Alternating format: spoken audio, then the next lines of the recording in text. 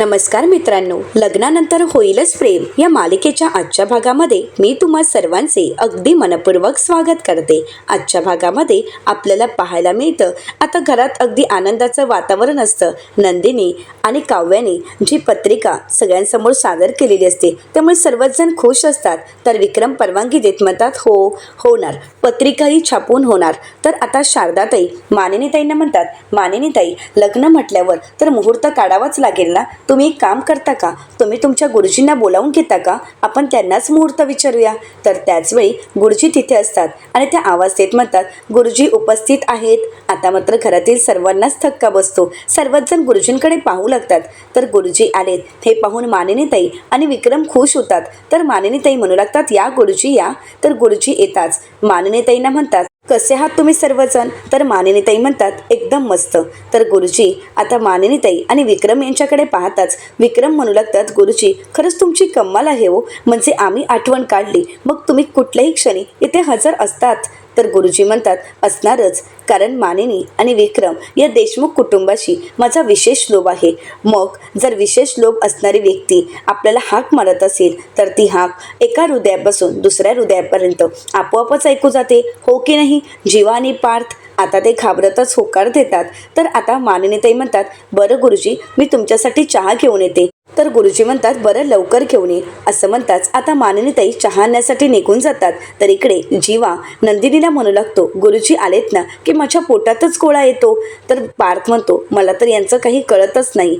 तर नंदिनी म्हणू लागते तुम्ही असं का बोलताय, अहो गुरुजी इथे येतात ती खऱ्या अर्थाने आपल्याला मदतच होते। गुरुजींच्या येण्यामुळे आपल्याला खूप मोठी मदत होते आणि आता सुद्धा त्यांची नक्कीच आपल्याला मदत होईल, ते काहीतरी सांगण्यासाठीच आले असतील ना। तर काव्या म्हणते हो ना देशमुख, अहो तुम्हाला कळतंय का, अहो ते किती मोठे आणि कमालीचे गुरुजी आहेत, ते जे बोलतात ते खरं होतंच। आणि हो पण ते आपल्याला जो संकेत देतात तो आपल्याला कळत नाही, ही आपली चूक आहे, या सगळ्यामध्ये त्यांची काहीच चूक नाही। असं म्हणत नंदिनी आणि काव्या दोघंही जीवा आणि पार्थला समजावतात।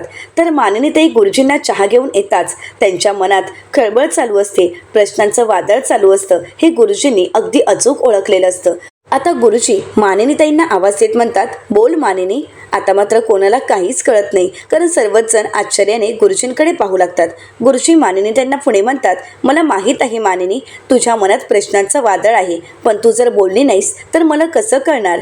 तर मानिनीताई म्हणतात गुरुजी अहो 2 गुणी मुलांची आई आणि 2 सोन्यासारख्या लक्ष्मींची सासू, मग अजून माझ्या मनात काय प्रश्न असणार आहे।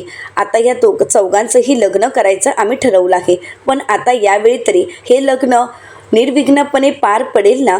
तर गुरुजी अगदी ठामपणे विश्वासाने म्हणतात की हो आता कोणतंही विघ्न येणार नाही, कोणतंही संकट येणार नाही। आता मात्र सर्वच जण मोकळा श्वास घेतात आणि विक्रम म्हणू लागतात चला म्हणजे हे लग्न तरी निर्विघ्नपणे पार पडणार आहे। तर नंदिनीचे वडील म्हणतात हो ना, म्हणजे आता काळजी करायचं कारणच नाही, आता हे लग्न अगदी छान पद्धतीनेच पार पडेल।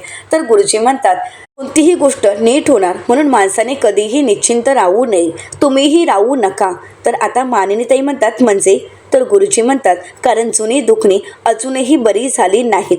आता हे ऐकल्यानंतर घरातील सर्वांनाच धक्का बसतो, सर्वच जण विचार करू लागतात। परंतु या अगोदरच गुरुजी पटकन नाव घेत म्हणतात वसुताई रम्या। आता मात्र रम्या आणि वसु आत्यांना धक्काच बसतो। तर त्यानंतर गुरुजी म्हणू लागतात वसुताई आणि रम्या मला तुम्हाला काहीतरी सांगायचं आहे, मला तुमच्याशी बोलायचं आहे।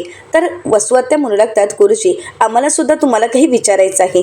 तर त्यानंतर आता वसु आत्या मानिनीताईंना म्हणतात मानिनी गुरुजींना आम्ही आमच्या रूममध्येच घेऊन जायचं का, म्हणजे तिथेच आम्ही बोलत बसू। तर मानिनीताई म्हणतात काहीच हरकत नाही। आता गुरुजींचा चहा पिऊन झाल्यानंतर ते मानिनीताईंना म्हणतात मानिनी खरंच चहा खूप सुंदर झाला होता, बरं मी आलोच। आता वसु आत्या आणि रम्या गुरुजींना आपल्या रूममध्ये घेऊन जातात। तर इकडे पार्थ म्हणू लागतो आता जर हे म्हणाले असते ना की काहीतरी विघ्न येणार तर मी आत्ताच लग्न करून मोकळा झालो असतो। तर जीवा म्हणतो मी सुद्धा, आता कोणत्याही विघ्नाची आम्हाला वाट पाहायचीच नाहीये। तर काव्या म्हणू लागते अहो देशमुख काय चाललंय तुमचं, गुरुजी म्हणालेत ना की आता कोणत्याही प्रकारचं विघ्न येणार नाही, पण मला एक कळत नाही की गुरुजींना वसु आत्या आणि रम्याशी काय बोलायचं आहे। तर नंदिनी म्हणू लागते पण गुरुजी म्हणालेच की निश्चिंत राहू नका आणि त्यात त्यांनी या दोघींची नावं घेतलीत. मग त्या दोघींची नावं घेणं हे या प्रश्नाचं उत्तर होतं की अजून काही? आता ही चौघही या गोष्टीचा विचार करू लागतात. तर दुसरीकडे पाहायला मिळतं वसू त्या गुरुजींना म्हणतात, बरं झालं गुरुजी तुम्ही आमच्याशी बोलण्यासाठी आलात. आम्हाला सुद्धा तुमच्याशी खूप काही बोलायचं आहे, खूप काही विचारायचं आहे. तर गुरुजी आता वसू त्यांना संकेत देत म्हणतात, योग्य वेळी सावध करणं आणि योग्य वेळी संकेत देणं हे माझं कर्तव्य आहे. आता हे ऐकल्यानंतर वसू त्यांना धक्काच बसतो. तर रम्या गुरुजींना प्रश्न करत म्हणते, तुम्ही कोणाला सावध करायला आला आहात? आता रम्याचं हे बोलणं ऐकल्यानंतर वसू त्या रम्याला म्हणतात, रम्या अगं ती बोलण्याची पद्धत असते, हो की नाही गुरुजी? आता गुरुजी काहीच बोलत नाहीत, ते फक्त रम्याकडे पाहत असतात आणि रम्या गुरुजींकडे रागाने पाहतच म्हणते, मग आता मला सांगा नक्की तुम्ही कोणाला सावध करत आहात? मला सावध करत आहात की माझ्यापासून बाकीच्यांना? तर आता वसू त्या रम्याला म्हणतात, रम्या अगं तू काय बोलतेस, तुला तरी कळतंय का?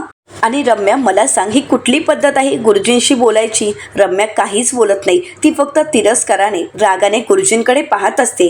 तर आता वसू त्या गुरुजींना म्हणतात, गुरुजी ते भाकीत संकेत तुम्ही काही नाही सांगितलं तरी काहीच हरकत नाही. मला फक्त एवढंच सांगा, ही अशी अचानक का वागायला लागली? ही अशी का वागते? मला काहीच कळत नाहीये. पण तुम्ही मला काहीतरी सांगा की हिला नक्की काय झालं आहे? अहो रात्री जरी उठून पाहिलं ना तरी अशी ही जागीच असते आणि मी जर तिला विचारलं ना की काय झालंय, कसला विचार करतेस, तर मग ही गुणगुणायला सुरुवात करते. आता हिच्या मनात नक्की काय चालू आहे, ही कसला विचार करते आणि ही रात्रभर जागी का असते, मला काहीच कळत नाहीये. अहो हिचा हात माझ्या गळ्यापर्यंत गेला होता. मला तर काहीच कळत नाहीये की ही नक्की अशी का वागते. सांगा ना गुरुजी, नक्की हिला काय झालंय, ही कशामुळे अशी वागते? आता वसवत्यांच्या प्रश्नांची उत्तरं न देत गुरुजी रम्याला म्हणतात, कशीही वागलीस, कसंही काही करण्याचा प्रयत्न केलास तरी जे होणार आहे ते तू टळू शकत नाहीस. तर आता रम्या गुरुजींना म्हणते, काय टळू शकत नाही? काय होणार आहे नक्की? माझं आणि पार्थचं लग्न? तर गुरुजी म्हणू लागतात, तुझ्या आणि पार्थच्या लग्नाचं मी बघतोय, परंतु ते? तर आता रम्या म्हणते, ते कधी होणार आहे? आत्ता होणार की नंतर? तर गुरुजी म्हणतात, ते कधी होणार ते तुलाही कळेल. तर आता वसू त्या प्रश्न करत म्हणतात, हिच्या राज्यात मी जिवंत तरी राहणार आहे ना गुरुजी? तर गुरुजी म्हणतात, तेही कळेल. तसंही जे घडणार आहे ते कोण टळू शकतं? आता हे ऐकल्यानंतर वसू त्यांना धक्काच बसतो. तर गुरुजी पुढे म्हणतात, मी तुम्हाला एवढंच सांगायला आलो होतो की आताच सावध व्हा, आताच या सगळ्या गोष्टी थांबवा, कारण तुमच्या कर्माची फळं तुमच्या दिशेने येऊ लागली आहेत. तुमच्या कर्माची फळं तुमच्या समोरचा रस्ता मोकळा करत जातात. आता मात्र वसू त्यांना काहीच कळत नसतं. गुरुजींनी तर कोड्यात टाकलेलं असतं. रम्या मात्र गुरुजींच्या बोलण्याचा विचार न करता तिच्या पुढच्या प्लॅनमध्येच ती हरवून गेलेली असते. तर गुरुजी म्हणतात, चला मी येतो. आता गुरुजी आपली चोळी घ्यायला जातात, परंतु त्याचवेळी त्यांच्या बॅगमधून एक पुस्तक बाहेर पडतं. आता रम्या ते हातात पकडते आणि म्हणते, महाभारत? तर गुरुजी तिला विचारतात, वाचलंयस कधी? तर आता रम्या म्हणू लागते, त्यातील बेसिक गोष्टी माहीत आहेत, परंतु मी पूर्ण वाचलं नाही. तर गुरुजी रम्याला म्हणतात, वाचलं नशील तर वाचून काढ, कारण सगळ्या गोष्टींचं, सगळ्या प्रश्नांचं मूळ जरी भगवद्गीता असेल, परंतु सगळ्या उत्तरांचं कूळ हे महाभारतच आहे. अवश्य वाच. असं म्हणत आता गुरुजी रम्याकडे ते महाभारताचं पुस्तक ठेवतात आणि तिथून निघून जातात. आता वसू त्यांना मात्र काहीच कळत नाही. आता गुरुजी निघून जाताच वसू त्या रम्याला विचारतात, आता काय तू महाभारत वाचत बसणार आहेस का? तर रम्या वसू त्यांना म्हणते, नाही, मी महाभारत वाचणार नाही, तर महाभारत घडवणार आहे. आता हे ऐकल्यानंतर वसू त्या डोक्यालाच हात लावतात आणि म्हणतात, रे देवा, या मुलीचं नक्की काय करावं मला काहीच कळत नाही. तर दुसरीकडे पाहायला मिळतं गुरुजी हॉलमध्ये येताच नंदिनी गुरुजींना म्हणते, गुरुजी तुमचं बोलणं झालं आहे का? नमस्कार करायचा राहूनच गेला, मी तुम्हाला नमस्कार करते. असं म्हणत गुरुजींना नंदिनी नमस्कार करते. त्यावेळी आता गुरुजी नंदिनीला आशीर्वाद देत म्हणतात, यशस्वी भव. तर त्यानंतर आता गुरुजी नंदिनीला म्हणतात, नंदिनी तू खुश आहेस ना बाळा? नंदिनी म्हणते, हो गुरुजी. तर गुरुजी नंदिनीला म्हणतात, आता तुझ्या मनावरचं सावट दूर झालंय ना?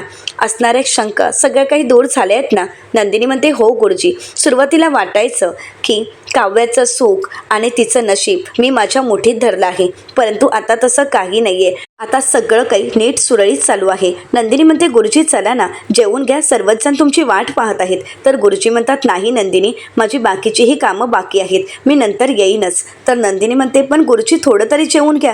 गुरुजी म्हणतात खरंच नको, परंतु नंदिनी तू खुश आहेस ना, हे ऐकून मला खरंच खूप बरं वाटलं. पण नंदिनी एक गोष्ट सांगतो, आपल्याला वाटतं की आपण एखाद्याचे देणं आहोत, पण वेळ आली की आपल्याही नकळत ते देणं आपसुकच पूर्ण होतं. लग्नाकरता अवश्य येणारच आहे, परंतु सगळं छान होऊ देत आणि निर्विघ्नपणे पार पडू देत. शुभम भवतु असं म्हणत आता नंदिनीचा निरोप घेत गुरुजी जाण्यासाठी निघालेले असतात. परंतु गुरुजींच्या बोलण्याचा नंदिनी विचार करू लागते. तर दुसरीकडे पाहायला मिळतं, नंदिनी, काव्य, जीवा आणि पार्थ सर्वजण पत्रिका छापण्यासाठी आता गेलेले असतात. आता ते दादा फोनवर असतात. तर त्याचवेळी जीवा त्यांना विचारतो, दादा मला एक सांगा, लव्ह मॅरेजवाल्यांसाठी तुमच्याकडे काही स्पेशल डिस्काउंट वगैरे आहे का? आता हे ऐकल्यानंतर नंदिनी आणि काव्याला धक्काच बसतो. नंदिनी जीवाला विचारते, अहो हे काय विचारताय तुम्ही? आता पार्थ आणि काव्य जीवाकडे पाहू लागतात. तर त्यावेळी पार्थला पहिलं बोलणं आठवतं, ज्यावेळी पहिल्यांदा पत्रिका छापायला केलेल्या असतात. त्यावेळी जीवाने असाच प्रश्न केलेला असतो. तो म्हणालेला असतो की लव्ह मॅरेज आणि अरेंज मॅरेज यांच्याकडे वेगवेगळे रेट असायला हवेत. तर नंदिनी त्यावेळी विचारते वेगळे रेट्स? तर जीवा म्हणतो कारण लव्ह मॅरेजवाले लग्न होतंय यातच खुश असतात. त्यावेळी जीवा त्यांना विचारतो, पण तुमच्याकडे काही डिस्काउंट वगैरे आहे का यासाठी? तर त्यावेळी त्या दादांनी सांगितलेलं असतं, नाही आमच्याकडे असा डिस्काउंट वगैरे काही नाही आहे. आता हे सगळं बोलणं पार्थला आठवू लागतं. तर पुढे तर ते दादा फोनवर बोलतात, नाही हो असं काही नाही आहे, पण काही महिन्यांपूर्वी तुमच्यासारखंच विचारणारे असे कपल आले होते. बोल बोल, तुला नाही तू बोलत राहा. तर आता हे सगळं काही ते ह्या चौघांशी बोलत असतात. तर त्यावेळी नंदिनी म्हणते, अहो हेच ना दादा, की लव्ह मॅरेजवाल्यांना लग्न करणं हीच त्यांच्यासाठी खूप मोठी गोष्ट असते. तर काव्य म्हणते, हो ना बिचारे, लग्न करणं हीच त्यांच्यासाठी खूप मोठी गोष्ट असेल ना. पत्रिका छापणं हे किती दूरची गोष्ट असेल. बिचारे लग्न होते म्हणूनच किती खुश असतील. तर पार्थ त्या दादांना म्हणतो, मग काय डिस्काउंट हवा असं म्हणालेत का ते? तर त्यावेळी ते दादा म्हणतात, हो हेच म्हणालेत. असं म्हणत ते पार्थकडे पाहतात आणि त्यावेळी फोनवरचं बोलणं ठेवत म्हणतात, तू ठेव, मी तुझ्याशी नंतर बोलेल. असं म्हणत ते दादा फोन ठेवतात आणि या चौघांकडे पाहतात आणि प्रश्न करत म्हणतात, तुम्ही तेच लोक आहात ना? तर जीवा म्हणतो, हो आम्ही तेच आहोत ज्यांनी तुम्हाला असे प्रश्न विचारले होते. आता या चौघांनी सुद्धा थोडी दादांची मज्जा घेतलेली असते. तर नंदिनी म्हणते, हो हो हेच ते आगाऊ तुमच्याकडे डिस्काउंट मागणारे. तर आता जीवा म्हणतो, मी काय म्हणतो, डिस्काउंट मागणाऱ्यांकडे सुद्धा तुमच्याकडे काही डिस्काउंट आहे का? तर ते दादा हसू लागतात. तर ते दादा विचारतात, मग आता काय लहान बहीण भावांसाठी पत्रिका वगैरे छापायला आलात की काय?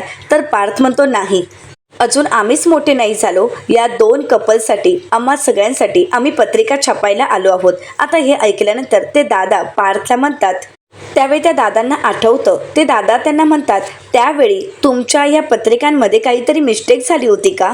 तर आता पार्थ जीवा होकार देतो. त्यावेळी दादांना ते आठवतं. त्यांनी पत्रिका छापलेली असते आणि त्यांनी वाचून दाखवलेली असते. त्यावेळी त्या पत्रिकेमध्ये असं छापलेलं असतं की चिरंजीव पार्थ यांचा शुभविवाह चिसौका काव्य यांच्यासोबत करणे योजिले आहे. आणि त्यावेळी ती पत्रिका वाचून त्या चौघांनाही धक्का बसलेला असतो. परंतु आज मात्र ती पत्रिका खरी ठरलेली असते आणि म्हणूनच काव्य त्यांना म्हणते, नाही हो दादा, या सगळ्यामध्ये तुमची काहीच चूक नाही. तर पार्थ म्हणतो, अगदी खरं आहे, ॲक्च्युली युनिव्हर्सने तुमच्या मार्फत आम्हाला सांगण्याचा प्रयत्न केला होता, परंतु आम्हीच ते समजून घेतलं नाही, ही आमची चूक झाली. तर ते दादा म्हणतात, मिरॅकल्स उगाच नाही, मी माझ्या दुकानाचं नाव मिरॅकल्स असं ठेवलं आहे.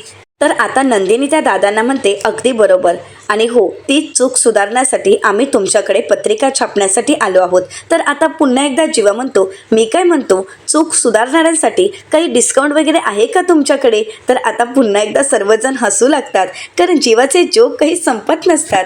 तर आता नंदिनी जीवाला म्हणते, जीवा हो किती हसताय, किती जोक करताय, आता बस झालं ना, यातच वेळ घालवणार आहात का? असं म्हणत आता नंदिनी त्या दादांना म्हणते, दादा तुम्ही जरा चांगल्या पत्रिका दाखवाल का? चांगल्या पत्रिका दाखवा. आता नंदिनीची घाई पाहून इथे काव्य आणि पार्थ तिला चिडवू लागतात. तर काव्य म्हणते, किती ती घाई?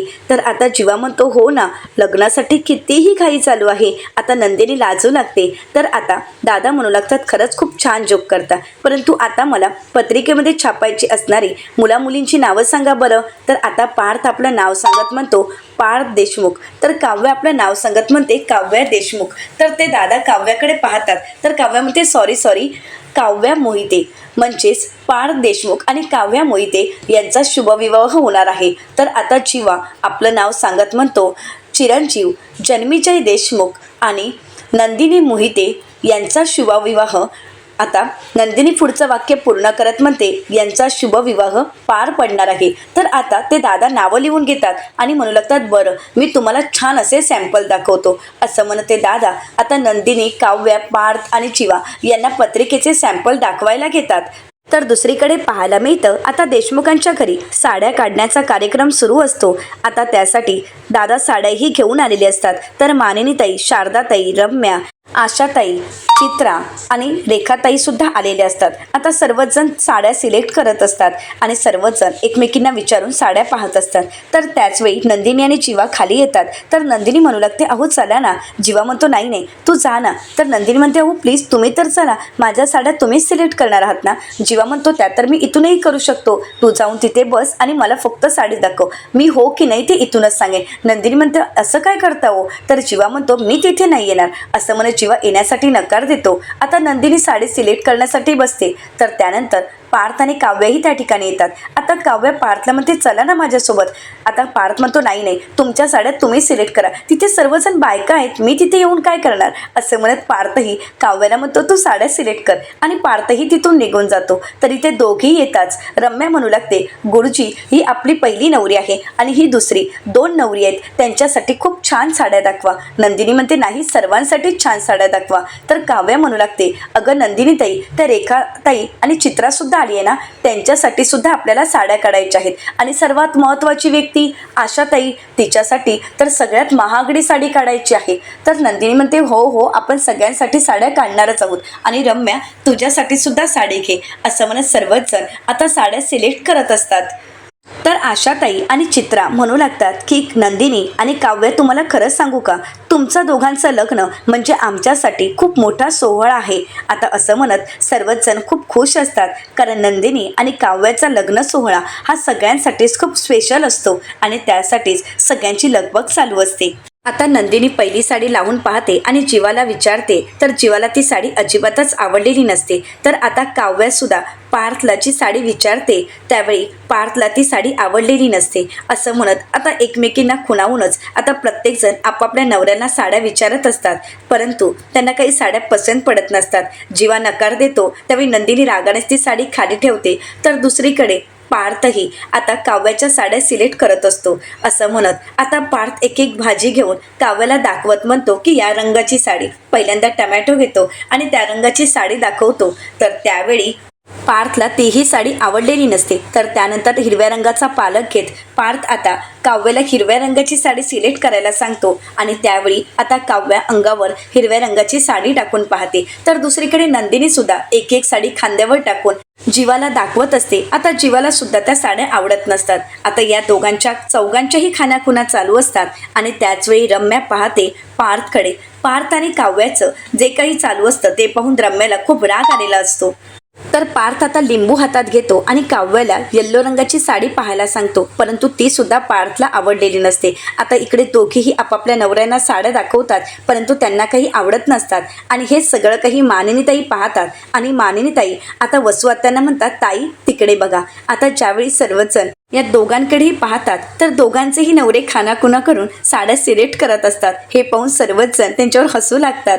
आता पार्थने चक्क हातात अंड घेतलेलं असतं आणि व्हाईट रंगाची साडी पाहायला सांगितलेली असते. आता दोघांच्याही बारक्या साड्या तर पाहतात, परंतु नवऱ्यांना काही आवडत नसतात आणि हे सगळं मानिनीताई आणि सर्वच जण पाहतात. आणि त्यावेळी मानिनीताई आवाज देत म्हणतात, ए मेल्यांनो, काय चाललंय रे, अगदी विक्रम देशमुखांचे चेले आहात तुम्ही, लपून लपून काय चाललंय तुमचं, आडून आडून बायकोंना मदत करताय का, त्यापेक्षा इथे या ना. तर पार्थ म्हणतो, मी कुठे, मी तर काहीच नाही, मी तर नूडल्स बनवतोय. तर जीवा म्हणतो, मी मखाना खातोय. तर रम्या हसतच म्हणते, मखाना खातोय म्हणे, तिथून पाहतोय हे आम्ही सर्वजण बघतोय जीवा. असं म्हणत आता त्या दोघांवरही सर्वांच्याच नजर असतात. तर त्यावेळी वसू आत्या म्हणतात, मानिनी तू अगदी खरं बोललीस, विक्रमचे चेले आहे ते दोघेही. अरे काय चाललंय तुमचं, तुम्ही त्यापेक्षा इथे या बरं. असं म्हणत आता त्या दोघांनाही तिथे बोलावून घेतात. आता दोघेही आपापल्या बायकांच्या बाजूला येऊन बसतात. तर पार्थ म्हणू लागतो, हे सगळं काही तू म्हणालीस म्हणून आम्ही आलो, नाहीतर काय आम्ही आलो नसतो. तर मानिनीताई म्हणतात, हो का, आता बसा बरं हा. असं म्हणत सर्वच जण त्यांच्यावर हसू लागतात, त्यांची मज्जा मस्करी करत असतात. आता पार्थ काव्याच्या बाजूला येऊन बसतो, तर जीवा नंदिनीच्या बाजूला. तर वसुआत्या मानिनीताईंना म्हणतात, मानिनी अगं तुमच्या बस्त्याच्या वेळी विक्रमने काय केलं होतं आठवतंय का तुला? मानिनीताई म्हणतात, अगदी चांगलंच आठवतंय. तर आता जीवा म्हणतो, बोला विकीशी म्हणू बोला. तर पार्थ म्हणतो, बोला मातोश्री बोला, काय घडला होता प्रसंग आम्हाला पण सांगा. तर मानिनीताई म्हणतात, सांगते असं म्हणत मानिनीताई त्यावेळेचा घडलेला प्रसंग आता सगळ्यांसमोरच सांगतात आणि म्हणू लागतात, मी ज्यावेळी साड्या सिलेक्ट करत होते त्यावेळी तुमच्यासारखेच तुमचेही वडील विक्की ते सुद्धा असाच आरसा हातात घेऊन पाहत होते आणि हे आमच्या आईंनी पाहिलं. तर आता जीवा म्हणतो, मग काय केलं आजींनी? तर आता मानिनीताई म्हणतात, चांगलेच थपाटे दिले होते. तर आता हे ऐकल्यानंतर पार्थ विचारतो, आमच्या बाबांचेच गुण आमच्यात आले आहेत म्हणजे? तर मानिनीताई म्हणतात, हो तुमच्याच वडिलांचे गुण तुमच्यात आले आहेत आणि माझ्यात आईंचे, देऊ का धपाटे? तर पार्थ म्हणतो, कशाला, नको काहीच गरज नाही. तर नंदिनी म्हणते, हो. आता मात्र सगळ्यांना वाटत असतं की नंदिनीला वाटतंय की धपाटे द्यावेत. तर जीवा म्हणतो, काय? नंदिनी म्हणते, नाही म्हणजे नको असं म्हणत आता सगळेच जण जुन्या आठवणी जाग्या करतात. तर मानिनीताई म्हणू लागतात, त्यावेळी बस्ता काढताना यांना असं आरशात बघताना पाहून आईंनी त्यांना धपाटा तर दिला, पण पुढे काय घडलं हे वसुताईच सांगतील. तर वसुआत्या म्हणतात, हो ना, विक्रमला आईने विचारलं त्यावेळी तो काय म्हणाला? काही नाही, चेहरा आरसात पाहत होतो कसा दिसतोय हे, असं म्हणत त्याने सुद्धा तुमच्यासारखीच बनाव केला होता. आता असं म्हणताच असं सर्वच जण हसू लागतात आणि सगळ्या आठवणी ताज्या करत साड्यांचा बस्ता काढत असतात. तर त्याचवेळी आता रम्या आपल्याला हव्या असणाऱ्या साड्या घेते आणि ओढणी आड लपवत ती तिथून निघून जाते. तर येणाऱ्या पुढील भागामध्ये आपल्याला पाहायला मिळतं, काव्या नंदिनीला म्हणते, आपले अहो जर इशाऱ्याने आपल्याला साडी सिलेक्ट करण्यासाठी मदत करणार असतील तर आपला बस्ता यदगार होणारच ना. आणि त्याचवेळी त्या दोघीही खूप खुश असतात, एकमेकींना मिठी मारतात. तर रम्या त्यांच्या समोरच उभी असते. तर आता इकडे रम्याने अंगावर पांढऱ्या कलरची साडी टाकलेली असते. तर वसुआत्या रम्याला म्हणतात, लग्नात कशाला हवी आहे पांढरी साडी तर आपण. तर आता रम्या वसुआत्यांना शांत करते. तर दुसरीकडे पाहायला मिळतं, आता जीवा एक बॉक्स घेऊन आलेला असतो आणि त्यामध्ये लग्नाच्या पत्रिका असतात. आता पार्थला त्या पत्रिका पाहायच्या असतात. तर जीवा म्हणतो, अगोदर देवासमोर ठेवायच्या. तर त्याचवेळी वसुआत्या येते आणि म्हणू लागते, नंदिनी आणि काव्याला रम्याने फेस पॅक लावून झोपून ठेवलं आहे. आता हे ऐकल्यानंतर जीवा आणि पार्थला धक्काच बसतो. आता रम्या नक्की कोणती कारस्थानं करणार आणि ही सगळी कारस्थानं नंदिनी आणि काव्या उधळून लावतील का, हे पाहणं अतिशय रंजक ठरणार आहे. मित्रांनो, अशाच मालिकांचे नवनवीन अपडेट पाहण्यासाठी चॅनलला नक्की सबस्क्राईब करा. आजचा व्हिडिओ तुम्हाला कसा वाटला हे कमेंट करून नक्कीच कळवा. आजचा हा व्हिडिओ जर तुम्हाला आवडला असेल तर व्हिडिओला लाईक करायलाही विसरू नका. व्हिडिओ पाहिल्याबद्दल तुम्हा सर्वांचे अगदी मनपूर्वक धन्यवाद.